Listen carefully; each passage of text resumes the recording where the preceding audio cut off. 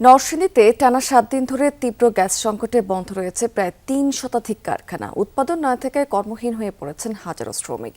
জ্বালানি হিসেবে কাঠ ব্যবহার করছে ৪১টি নন বয়লার কারখানা। এতে ধ্বংস হচ্ছে প্রকৃতি এবং পরিবেশ। আইনের সুনির্দিষ্ট ব্যাখ্যা না থাকায় নিরুপায় পরিবেশ অধিদপ্তর। অন্যদিকে পাইপলাইনে গ্যাস না থাকায় বন্ধ জেলার অধিকাংশ সিএনজি ফিলিং স্টেশনগুলো। কয়েকটি স্টেশন চালু থাকলেও গ্যাসের চাপ কম থাকায় ভোগান্তিতে পড়েছেন চালকেরা। ফোটানোর ঝামেলা ছাড়াই নিরাপদ পানির জন্য ঘরে আনুন পিওরিট। কল করুন 16627। এক সপ্তাহ আগেও শতাধিক শ্রমিকের পদচারণায় মুখর ছিল এই টেক্সটাইল মিল, কিন্তু হঠাৎ গ্যাসের তীব্র সংকটে থমকে গেছে উৎপাদন। কর্মচাঞ্চল্যের জায়গা দখল করেছে লোকসান আর অনিশ্চয়তা। প্রতি সপ্তাহে আমদানি হয় 20 থেকে 25 লাখ 30 লাখ। এই সপ্তাহে আমি আমদানি করছি মাত্র ৭৮,০০০ টাকা। আমি শ্রমিক বিল মিটাবো না গ্যাস বিল মিটাবো না কারেন্ট বিল মিটাবো?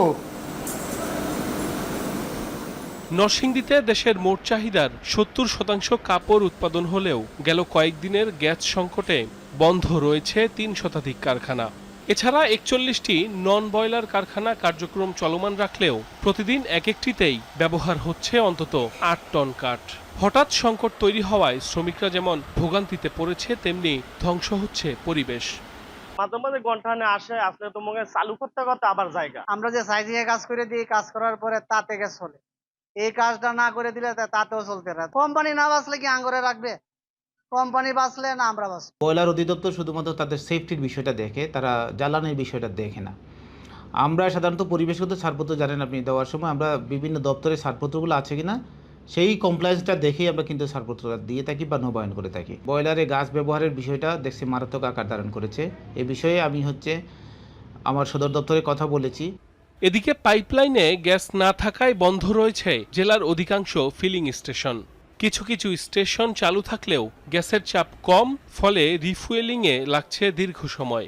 ঘন্টার পর ঘন্টা লাইনে দাঁড়িয়েও কাঙ্ক্ষিত গ্যাস না পেয়ে ক্ষুব্ধ চালকরা।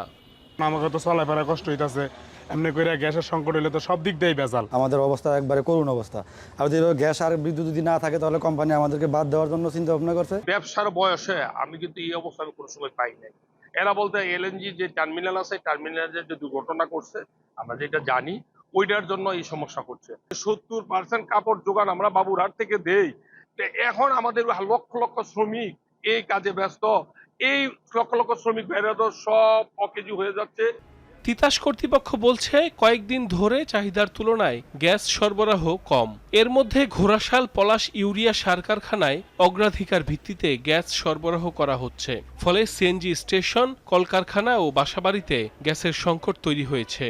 মহেশখালীতে আমাদের যে এলএনজি টার্মিনাল আছে, ওখানে একটা টার্মিনাল যান্ত্রিক ত্রুটির কারণে বন্ধ থাকায় আমাদের তিতাসের গ্যাস সাপ্লাই প্রায় 450 থেকে 500 মিলিয়ন এমএমসি কমে। আমরা তীব্র গ্যাস সংকটে বর্তমানে আছি।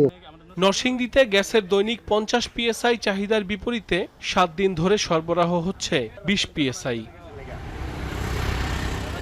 সাইফ আহমেদ, যমুনা নিউজ।